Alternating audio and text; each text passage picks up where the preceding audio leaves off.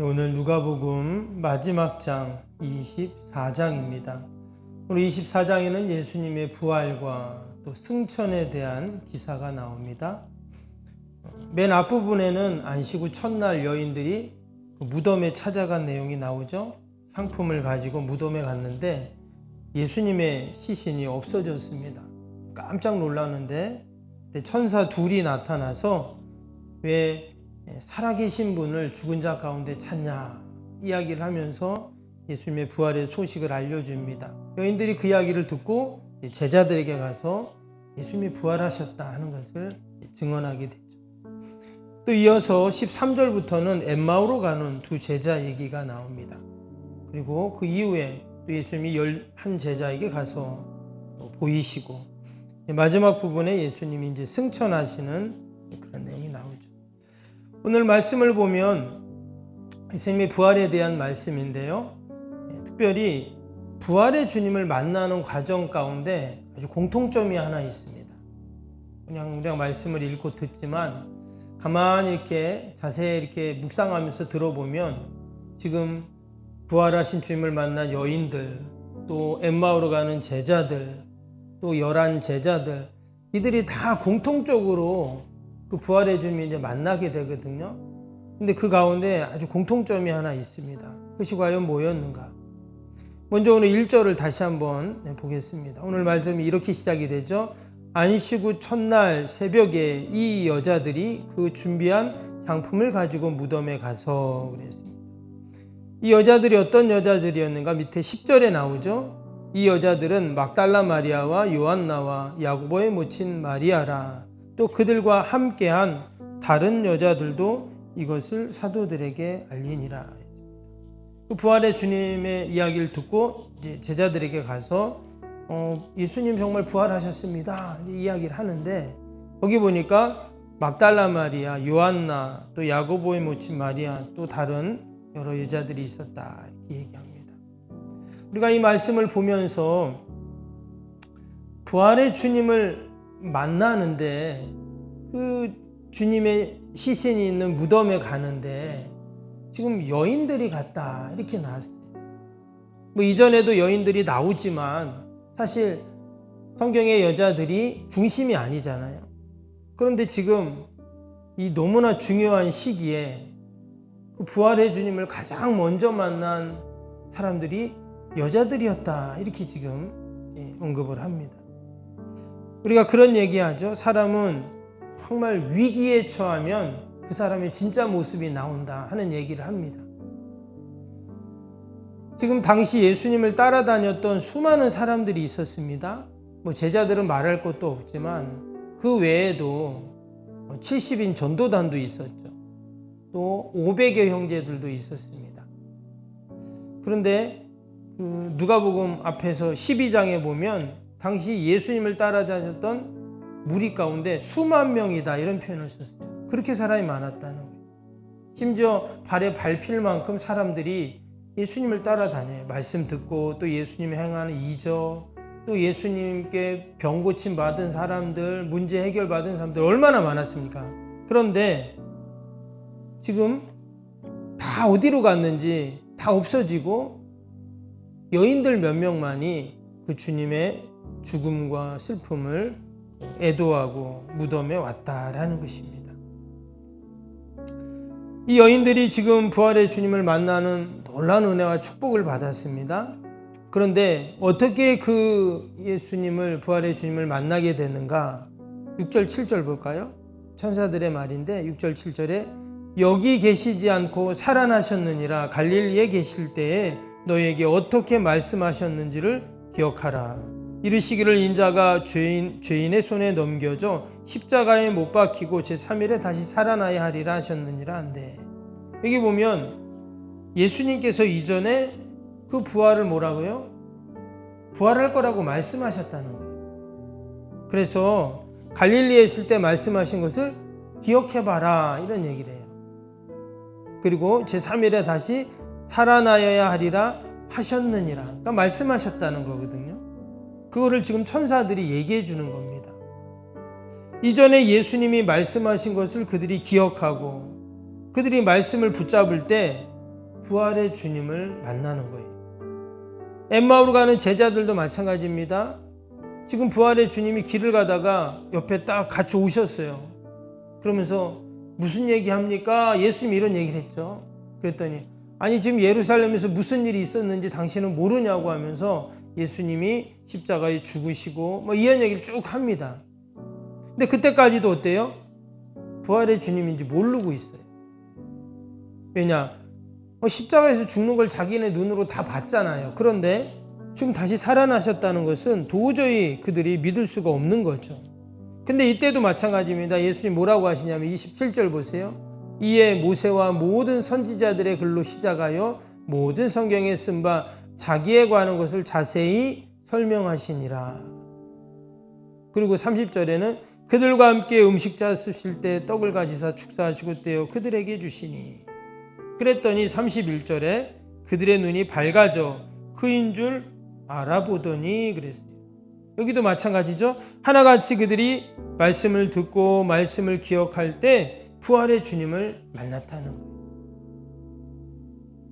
지금 이제 예수님이 이후에 제자들을 찾아갑니다.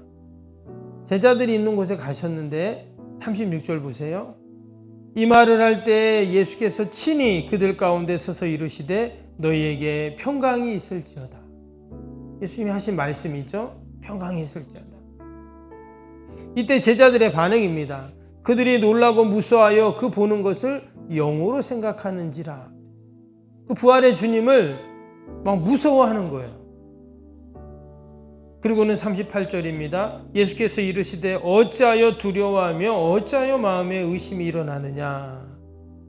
그런데 여전히 41절에 그들이 너무 기쁨으로 아직도 믿지 못하고 놀랍게만 여겼다.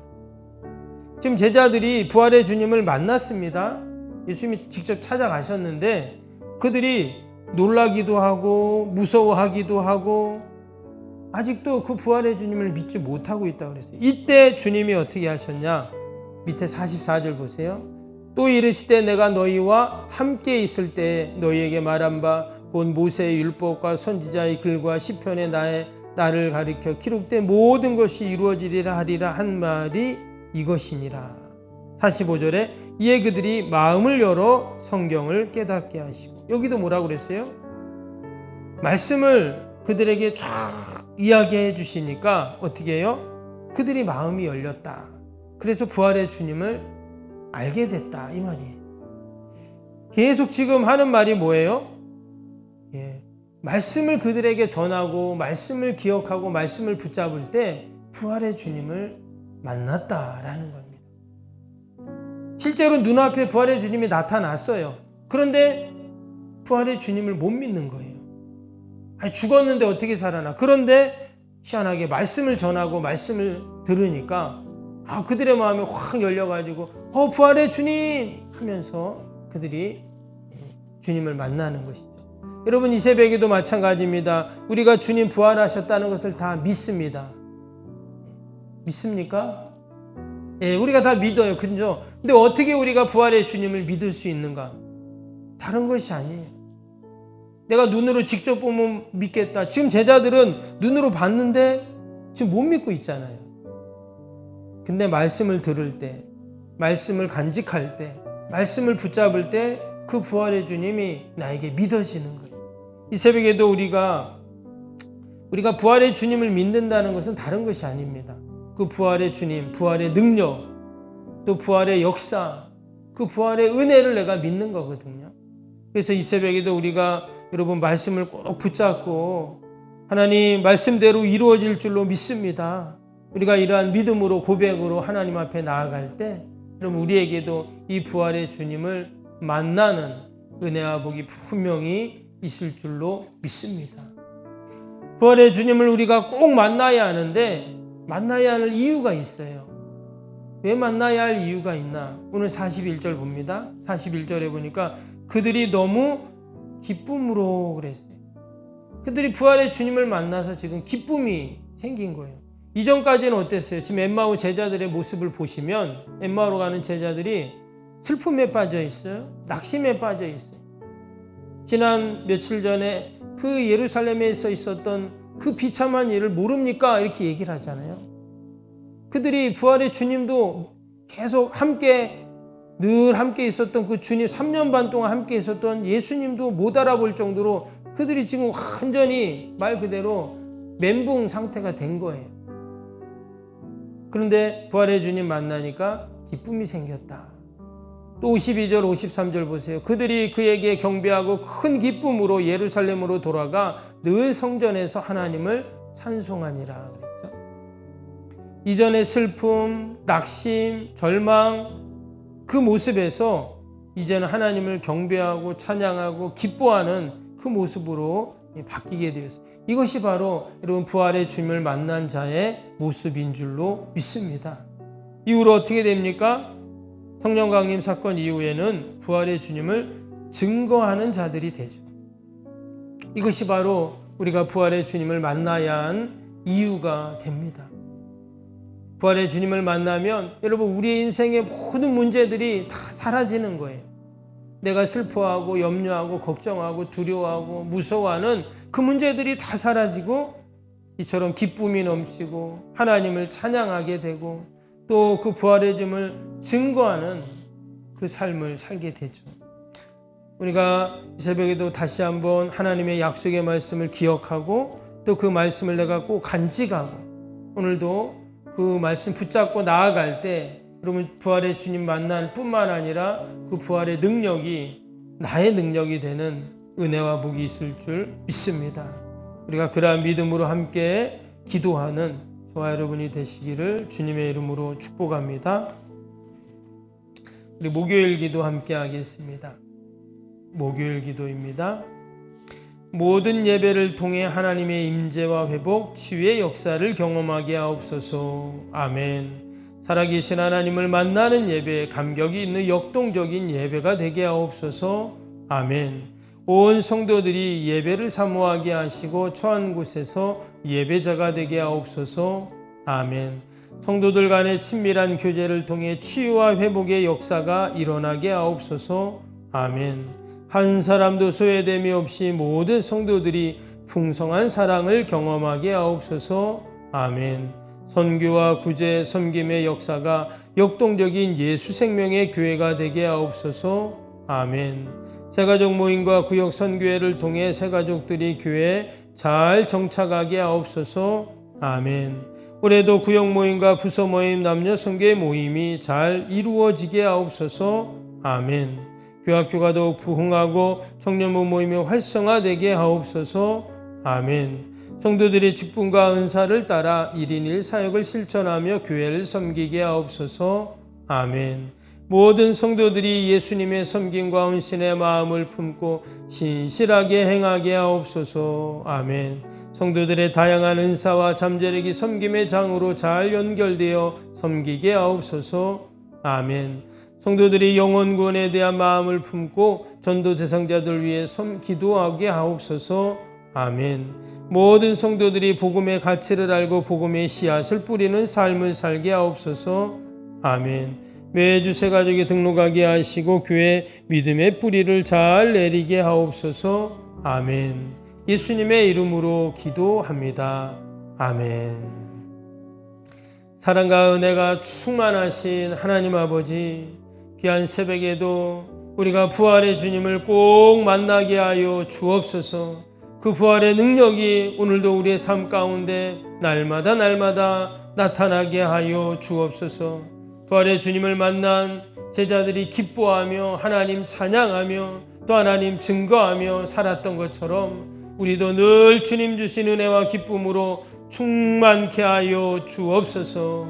하나님 오늘도 나라 민족 교회 이웃사랑하는 자녀들 하나님 다 올려드리오니 하나님 우리 기도를 들으시고 신실하게 응답하여 주옵소서. 내 힘으로 능력으로 할 수 없는 모든 인생의 문제들 이 생에도 다 하나님께 아뢰오니 하나님께서 들으시고 선하게 인도하여 주옵소서. 하나님 세계 곳곳에서 온갖 자연재해와 전쟁과 테러로 고통당하는 많은 이들이 있습니다. 하나님 그들을 긍휼히 불쌍히 여겨주시고 하나님 하루속히 이 땅에 하나님의 참된 평화가 임하고 늘 하나님의 나라가 하나님 확장되게 하여 주옵소서. 아버지, 오늘도 기도의 너희는 종류가 날 수 없다 하셨사오니 약속의 말씀 꼭 붙잡고 믿음으로 기도하고 응답받는 복된 새벽이 되게 하여 주옵소서. 감사하며 예수님의 이름으로 기도하옵나이다. 아멘. 하늘에 계신 우리 아버지, 아버지의 이름을 거룩하게 하시며 아버지의 나라가 오게 하시며 아버지의 뜻이 하늘에서와 같이 땅에서도 이루어지게 하소서. 오늘 우리에게 일용할 양식을 주시고 우리가 우리에게 잘못한 사람을 용서하여 준 것 같이 우리 죄를 용서하여 주시고 우리를 시험에 빠지지 않게 하시고 악에서 구하소서. 나라와 권능과 영광이 영원히 아버지의 것입니다. 아멘.